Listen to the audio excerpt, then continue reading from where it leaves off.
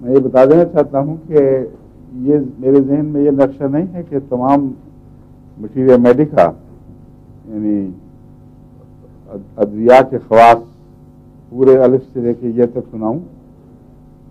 اس میں تو وقت بھی بہت لگے گا. میں نے کل حساب لگایا تو اگر روزانہ لیکچر دیا جائے دواؤں کے اوپر تو بعض دوائیں تو 4-4 5-5 دن لیں گی اور بعض دنوں میں 2-3 دوائیں جیسے اکٹھی ہو جائیں گی. اگر پورا دیا جائے تو زیادہ سے زیادہ 2 اکٹھی ہو سکتی ہیں تو 4-5 سال لگیں گے. لیکن اگر 300 روزانہ کیا جائے تو پھر بھی 3 سال لگتے ہیں. 4-5 زیادہ لگیں گے. میں تو 2 دن ہفتے میں کہتا ہوں بات کرتا ہوں. اس کا مطلب یہ ہے کہ 10-12 سال کی بات ہے. اتنا لمبا نسخہ نہیں میں دے سکتا آپ کو. میرا خیال یہ ہے کہ دواؤں کے وہ تعارف کروا دوں جو عموماً پڑھتے وقت یا ہر کتاب سے پڑھتے وقت ذہن پہ امپرنٹ نہیں ہوتے.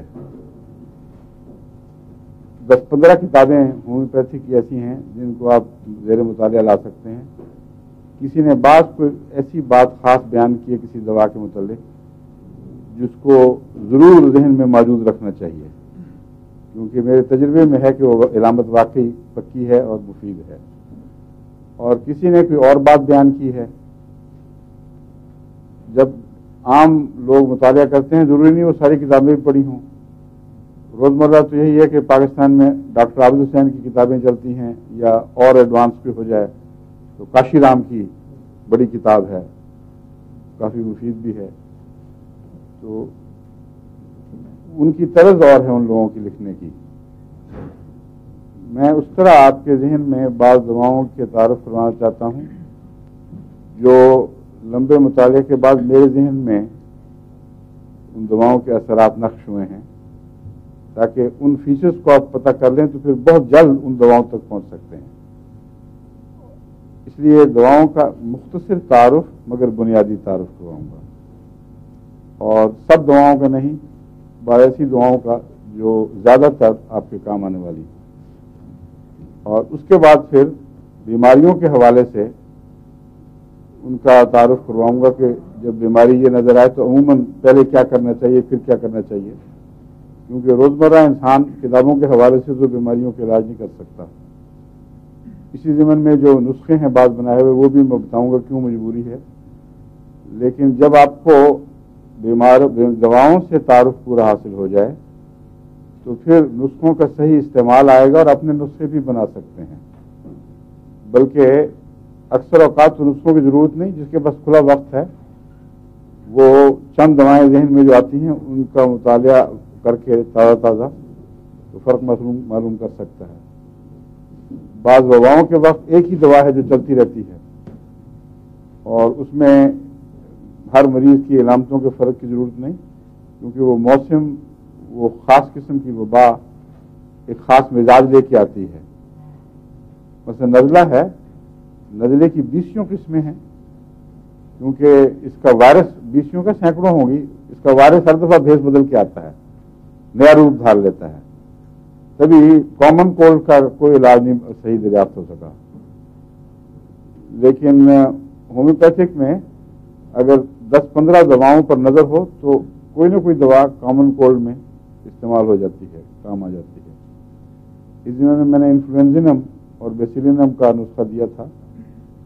بعض لوگوں نے استعمال کیا ہے. مجھے کل فون بھی آیا تھا کہ ان کا شدید نزلہ جو بعض دفعہ ہفتوں رہتا تھا اور لنگز کے اوپر گہرا اثر چھوڑ جاتا تھا کھانسی ہٹنے کا نام نہیں لیتی تھی وہ اس کی چند خوراکوں سے نزلہ فوراً کنٹرول میں آیا ہے اور کوئی بد اثر نہیں پیچھے چھوڑا. پھر اس میں اور دوائیں بھی بعض ڈالنی پڑتی ہیں. نیٹرمیور ہے بعض دفعہ جلسیمیم کام آتی ہے بعض دفعہ آرسنک کام آتی ہے. تو علاج کا دھندا جو ہے وہ اتنا آسان نہیں ہے کہ چند نسخے سن لیے اور اپنے آپ کو انسان ماہر فن سمجھ بیٹھے. جو ماہر فن ہے اس کو بھی بڑی مصیبت پڑتی ہے بعض دفعہ علاج کی. بعض دواؤں کی سمجھ ہی نہیں آتی. اس لیے میرے ذہن میں تھا کہ آپ کو پہلے اہم دواؤں کا ایسا تعارف کروا دوں کہ جس سے آپ کو ان کے بنیادی مزاج سے واقفیت ہو جائے. پھر جب بیماریاں آئیں گی تو ان چند دواؤں کی طرف دھیان جایا کرے گا اور نسبتاً آسانی سے آپ علاج کر سکتے ہیں. اور اگر کسی نے ڈاکٹر بننا ہے باقاعدہ تو اس کو تو پھر مزید مطالعے کی لازماً ضرورت ہے اور مزید باتیں معلوم کرنی ہوں گی. مثلا فزیولوجی کا کچھ مطالعہ، ایٹانومی کا مطالعہ وغیرہ وغیرہ، تاکہ انسانی جسم کی ساخت وہ کس طرح کام کرتا ہے اس سے بھی کچھ واقفیت ہو.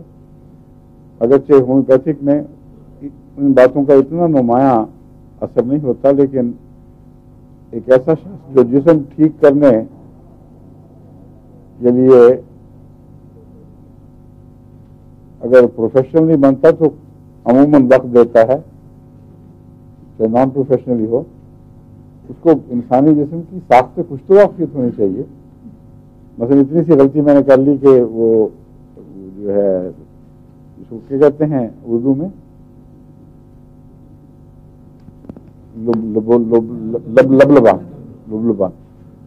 لبلبے میں میں سمجھا تھا کہ اس کا ایک ٹکڑا باہر کی طرف الگ سا نکلا ہوتا ہے جس میں یہ وہ آئرن پایا جاتا ہے. مجھے ڈاکٹر کا فون آیا کہ نہیں اس کے اندر ہی ہے سب کچھ. تو یہ معمولی غلطی ہے، اس کے فنکشنز کی غلطی نہیں تھی یہ. اس لیے اگر آپ توجہ کے ساتھ ان لیکچر کو سنیں گی تو کچھ نہ کچھ جسم کی ساخت کا جہاں ذکر ضروری ہوگا وہ میں بیان کر دیا کروں گا، مگر اپنا مطالعہ اس کا بھی کرنا چاہیے. تو جس نے باقاعدہ ڈاکٹر بننا ہے اس کو تو لازماً بہت کچھ ابھی سیکھنا ہوگا.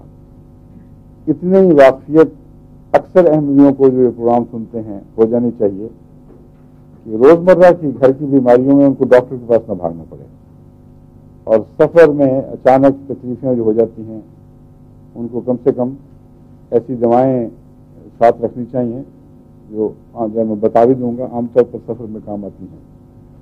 تو اس طرح بہت سے خرچ بچیں گے، بہت سی سردردیاں بچیں گی. اب ہمارے گھر آئے دن بچے ہیں کافی، اور اکثر ضرورت نہیں پڑتی بلانے کی. اگر کبھی ڈاکٹر وزیر صاحب کو بلانا پڑے تو ان کے آنے سے پہلے خیال خود سے بچہ ٹھیک ہو چکا ہوتا ہے. ہاں، اور سفر میں تو بڑی مصیبت ہے کہ بچہ بیمار ہو جائے، بڑا بھی تو بہت مشکل پڑتی ہے اور خرچ بہت آتا ہے. ہومیوپیتھک تو بہت ہی سستا ذریعہ علاج ہے. آج کل دواؤں کی قیمت انگلستان میں بہت زیادہ ہے، لیکن اگر طریقے سے اس کو استعمال کیا جائے تو وہ نہ ختم ہونے والی دوائیں ہیں. اگر 10 پاؤنڈ کی بھی ایک شیشی آتی ہے تو ساری عمر چلے گی، کبھی بھی ختم نہیں ہو سکتی. وہ بھی میں آپ کو سکھا دوں گا اگلی دفعہ. دعائیں سکھانے والا حصہ باقاعدہ سے لے آئے نا، سب چیزیں جو کل لے کے آئے تھے استعمال نہیں ہوئی تھیں. اچھا، اب اس تعارف کے بعد میں آپ کو بعض دواؤں کا تعارف کراتا ہوں جو بہت اہم ہیں.